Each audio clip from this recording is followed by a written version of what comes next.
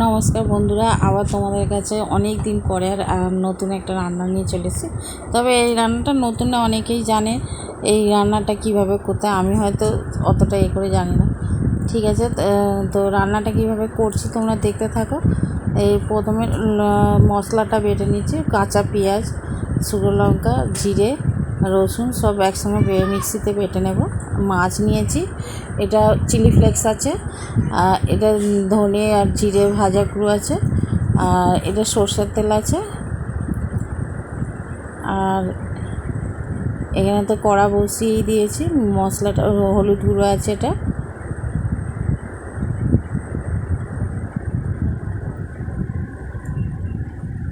কড়ার মধ্যে এবার তেল দিয়ে দিলাম, সরষের তেল। এবার তেলের মধ্যে জিরে, গোটা জিরে, শুকনো লঙ্কা দেব ফোড়নে।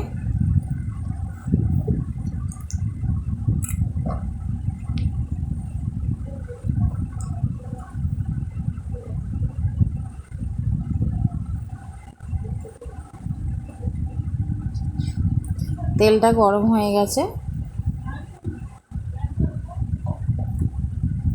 এবার গোটা লঙ্কা, শুকনো লঙ্কা আর জিরে ফোড়নে দিয়ে দিলাম।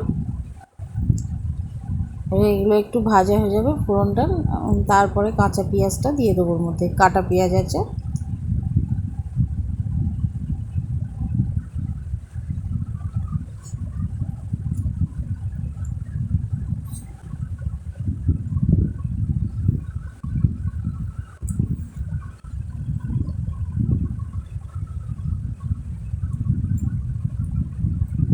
এবার মশলাটা দিয়ে দেবো।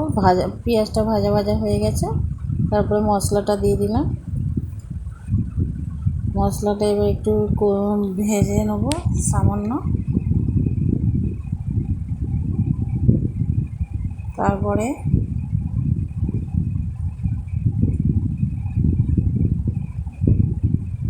এর মধ্যে দিয়ে দিলাম গুঁড়ো হলুদ পরিমাণ মতো।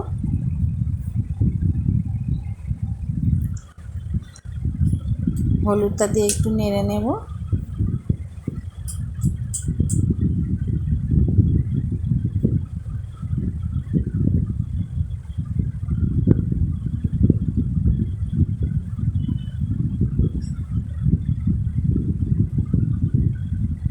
পর দিয়ে দেবো নুন, স্বাদ মতন নুন দিয়ে দেবো, লবণ।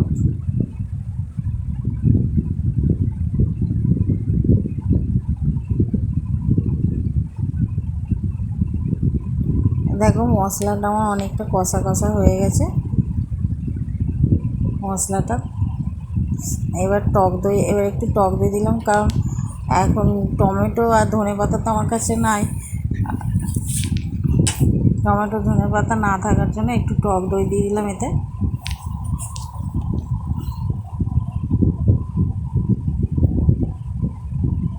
তোমাদের কাছে টমেটো থাকলে, ধনেপাতা থাকলে এই মাছের মধ্যে দেবে, তো দারুণ স্বাদ আসবে। মাছেতে টমেটো ধনেপাতা দিলে খুবই ভালো হয়। আমার কাছে নেই বলে তাই দিতে পারিনি।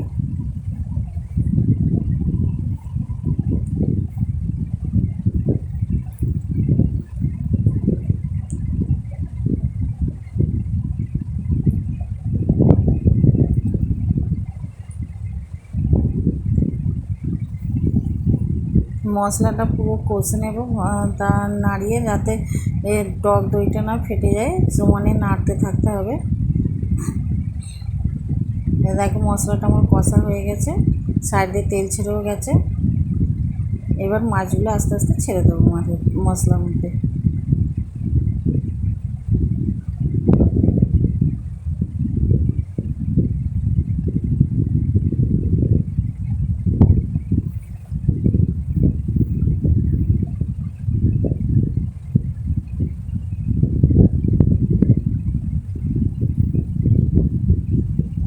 মাছগুলো ছাড়ার সঙ্গে অনেকটা টাইম আছে, তো তোমাদের সঙ্গে একটা কথা বলে নিই। তো আমি অনেক দিন ধরে ভিডিও দিতে পারিনি, কারণ বাড়িতে একটু সমস্যা ছিল, মেয়ের পরীক্ষা ছিল, সেই জন্য। তো মেয়ের একটু ডিস্টার্ব হয়ে যাবে, তো বহুত দিন দেওয়া হয়নি। তো আবার তোমাদেরকে ভিডিও দিতে শুরু করব, আজ থেকেই শুরু করে দিয়েছি। তো এবার থেকে তোমরা প্রত্যেক দিনে একটা করে ভিডিও পাবে।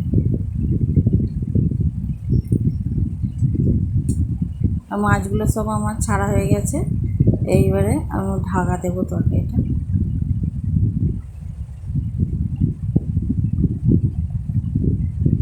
ঢাকা খুলে দেখছি কিছুক্ষণ পরে এবার ভাজা মশলা দিয়ে দেবো। এর মধ্যে আছে চিলি ফ্লেক্স আছে, ধনে জিরে ভাজা গুঁড়ো আছে, সামান্য একটু গরম মশলা দিয়েছি। এটা তরকারিটা মাছ ফুটছে যখন তখন দিয়ে দেবো, আর নামাবার সময় একটু গরম মশলা আবার দেবো। আবার কিছুক্ষণের জন্য ঢাকা দেওয়া রইল, ঢাকা খুলে দিয়ে এবার তরকারিটা আমার রেডি।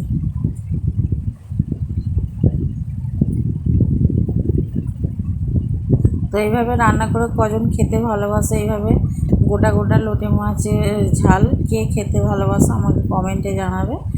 তো আমাদের বাড়িতে এরকম গোটা গোটাও ভালোবাসে, তো ঝুড়োটাও ভালোবাসে। ঝুড়োটা আজকে করলাম না, তো এই গোটা মাছটাই করেছি।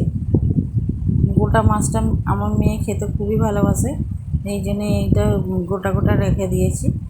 তো এরপরে দেবো একটু গরম মশলা। রান্নাটা আমার হয়ে গেছে, একটু উপর দিয়ে গরম মশলা ছড়িয়ে দেবো। তো গরম মশলাটা কাঁচা নয়, একটু ভাজা আছে, ওই জন্য ওপর দিয়ে ছড়িয়ে দিচ্ছি, নাহলে তরকারি হবার সময় কাঁচা হলে তরকারি হবার সময় দিতে হয়। ভিডিওটা যদি ভালো লেগে থাকে লাইক কমেন্ট শেয়ার, আর অবশ্যই কমেন্ট করে জানাবে যে তরকারিটা কেমন লাগছে এই মাছের রেসিপিটা। তো টাটা, বাই বাই। আবার একটা অন্য ভিডিও, নতুন ভিডিওর সঙ্গে তোমাদের সঙ্গে দেখা।